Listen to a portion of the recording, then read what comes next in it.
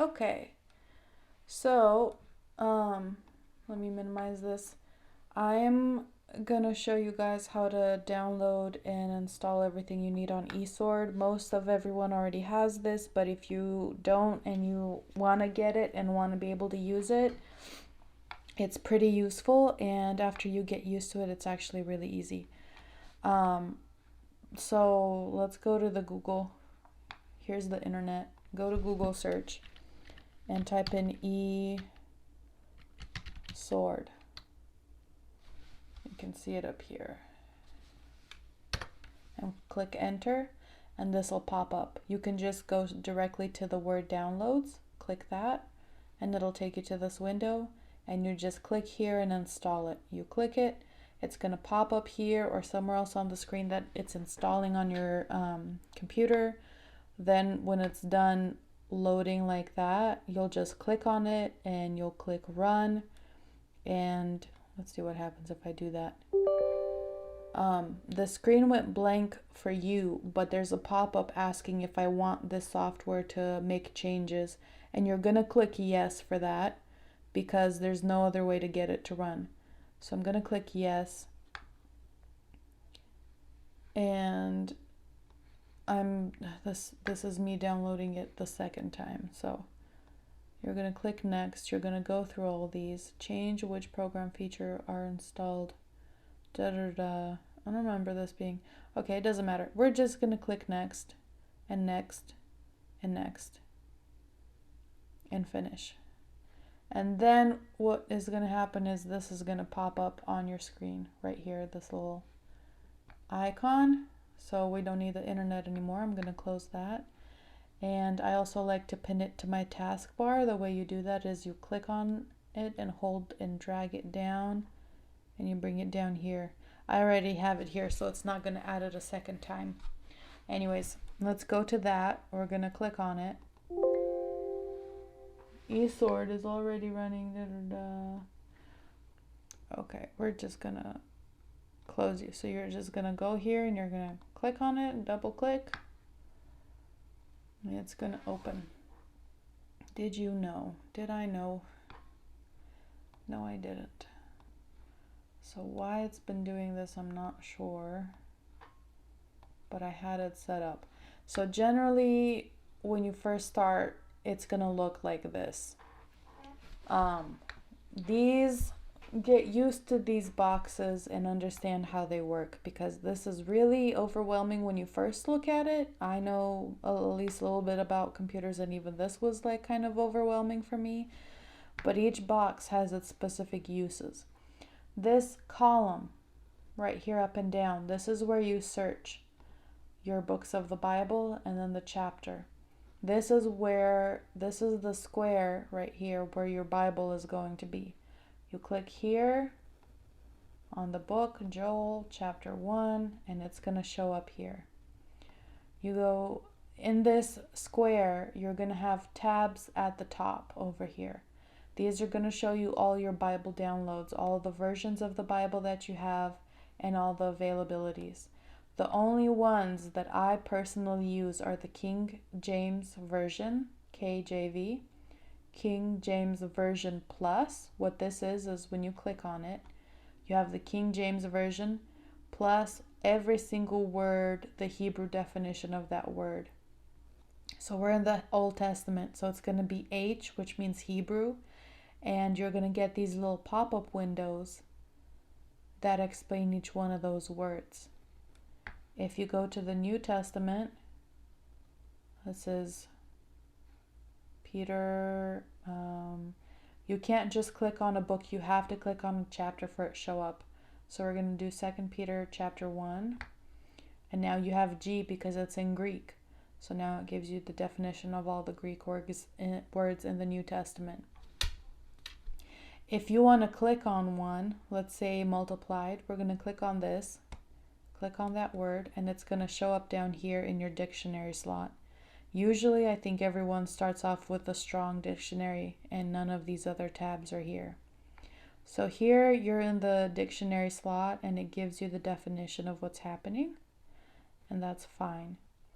This window is either going to be here or it's either going to be up here in this corner. I'm not sure. I don't remember how it was. No, it is. This is how it is. This dictionary is down here. This is up here. That's right. Okay, so the dictionary is going to be down here. Sometimes you'll find some of the words have another definition added to them and it'll pop up. If you want to open it completely instead of just the pop-up, you're going to want to right click. Not forward click. Right click isn't gonna, no, left click isn't gonna do anything. You have to right click and go to look up that word. And then it's gonna open it. And then here's another one and you can right click and look it up. And it's gonna open it. And you can just keep going in perpetuity. Next you have this window, which I never use. It has cross-sectional references. For, let's see, this word, it'll show you references to that word. Pertain, show you, that didn't do anything. Diligence, that'll change depending. And you can click on these and it'll bring it up here. And then you can click on that and it's going to bring it up here. So those are those options. F.B. Meyer commentary. Excuse me. I don't know what that is or what it's for. I never use this window anyways. And then here in your bottom right window, you have your notes, which is a pretty useful little bar. You have different tabs that you can organize your notes differently. I guess you can't enter the verse reference. Oh, cancel, no. So you can have this on the side, that's fine, and you can just type in here.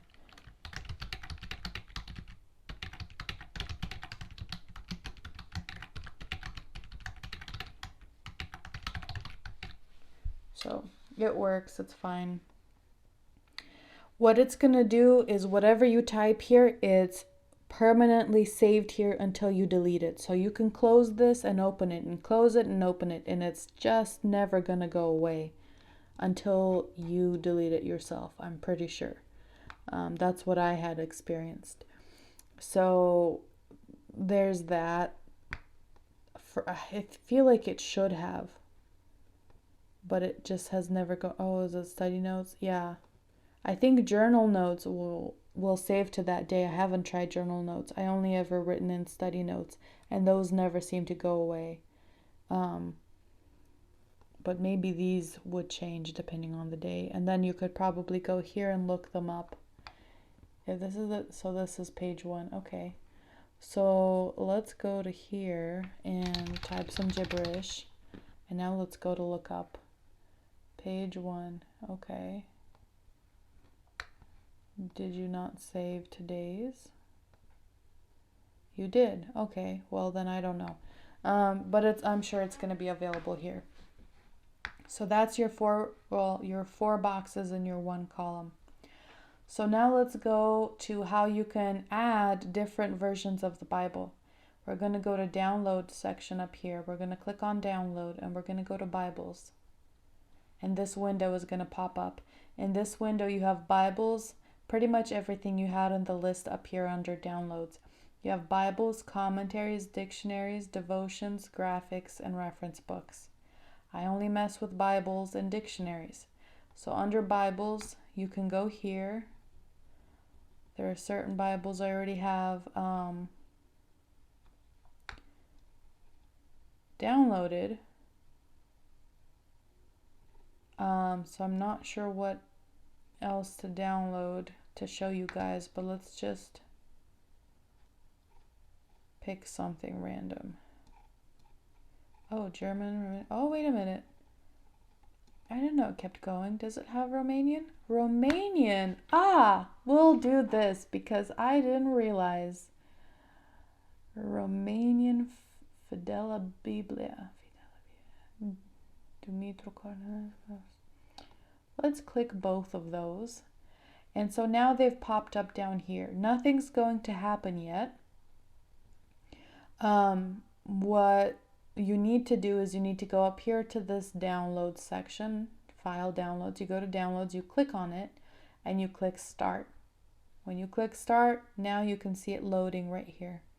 Boom, and it's loaded and it's downloaded. Now your dictionaries are going to be down here in this square, and since we're already in this window, just go ahead and go from Bibles, past commentaries, go to dictionaries, and now you can add more dictionaries.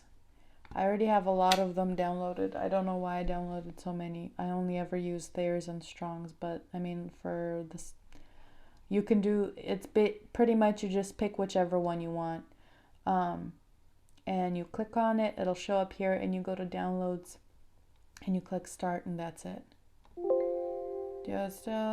So once you downloaded it, for it to show up, you're going to want to close Esword and you're going to want to restart it. So you're going to go to close and we're going to go to restart. And here we go. Here everything is. What I'm going to do now, because this, I'm sitting in front of a computer all day is rough on the eyes. So I'm going to go to options. Right here up top, we're going to go to options and I'm going to go to text colors. This doesn't actually change the text colors. What it does is it changes the background color. So I'm going to go to background color. I'm going to go all the way down to this dark one. And then the pop-ups, the one where you hover over these letters and a definition comes up, I'm going to go here and I'm also going to make this the same dark color. And I'm going to click OK. And it just changed it all. And this is a lot easier for the eyes. Now, once you have your Bible options or the different Bibles that you've downloaded, let's go to Genesis 1. They'll show up here. So you can go to the Danish, you can go to the King James Plus, the one with the definitions, Romanian. Here's the different Romanian Bibles. Chinese. So if you want to compare them on top of each other, if you want to compare one verse through a bunch of different Bibles, you go to compare. And it'll compare it between all the versions that you have up here. It'll compare your Bible. Okay? The Brenton is the Septuagint, if you're wondering what the Brenton is. So the only ones I ever really use are the Brenton, the King James, and the King James Plus. Those are the only three. And what I always do is I'll have it in parallel mode. What parallel mode does is, let's click it. I already have it set up here, so I usually have my King James Plus to look at the words, and then the Brenton. You see up here there's a list. These aren't highlighted, but these are. Once you pick a Bible here, it says none right now, but if you pick a Bible here, it'll add it to the list, and then this one will be open also if you want to add another one. But it won't be open until you pick a Bible for this. I already have my 3 columns set up, so if I want to change this to the Romanian version, I'll just go to this little drop down menu and I'll click on Romanian. And now I have this column is in Romanian. And if I want to make this a King James version, I'll go to my little column here, my drop down menu, I'll click King James. I now have King James here in the middle. And now if I want to switch this one to the plus, I'll click here and I'll have the plus on this side. And I have my columns once again. So I'm going to change this back to what I usually use it as. And there we go. Another thing that I do is I take this out of here because I don't need it. So the way you do that is you go up here to this top bar and there's this little pin. You click that button and it disappears and it goes over to this bar right here. Do you see it? It's right there. And when you hover over it, it'll open. So you go back, move out of it, and it'll hover over here and it'll close. So you go back, you hover on it, and it'll open. And if you ever want to put it back here in its corner where it was, you go over here, you hover on it, and you click this button here, the pin. And it'll bring it back over here. And you can do this with all of these. So let's say you want to put the notes out of the way, you go to this little button up here, you click it, and it goes over here under editors. And you can bring it back. And you can put it over there. And then here, if you want to do this to that, you pin it, and it goes over there. And then this window, the dictionaries window, takes up the whole space, and you can pin that. And now we just have our column, we can pin that, and now we have nothing. Everything is gone. So really the only two that I use are going to be my dictionaries. So I'm going to go to dictionary and I'm going to pin it back. And then I'm going to go to Bibles and I'm going to pin that one back. And these are the only two I usually use. I guess it is nice to have this notes bar on the side, but that's a little big.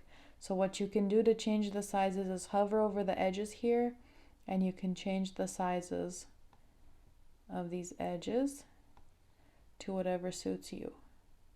And I think that suits me just fine. And then here, I prefer to have this like that because it doesn't take up any room. So I have more room for the Bibles right here. And when I just hover over the Bible books, it'll show up and I can pick whatever I want. Ezra 10. And then they'll show up here. And then when I want to change it, I'll hover over and Judges 6. And there it is. So that's all you need to know. Oh, also, let's say you have a word that you want to look up. I'm going to go to, well, no, this is fine. You click on it, right? Let's click on they. And it has the Hebrew meaning for that word. It'll pop up, like you see it pop up there. But if you click on it, it'll show up down here. And the tabs that have the information symbol, those are the tabs that, have information. It's pretty self-explanatory. So it'll show up down here and you'll click on the tabs. If you go to Thayer's, doesn't pop up because this is in the Old Testament. Thayer's seems to be mostly for the New Testament. So we're going to go to Acts 27 and then we have Greek words and Thayer's will look up the Greek. So let's click on a good one, Augustus. Let's click on Augustus. Now we go down here and Thayer's has an information dot, the blue dot. You click on that and it'll give you a definition and it'll go through. And again, if you want to look at this one, you right click and you go look up and it'll look at that one. So that's pretty much all there is to it. If you have any questions, you can ask Google or you can ask, go down in the description and contact that email. So yeah, I hope this was useful and that's it.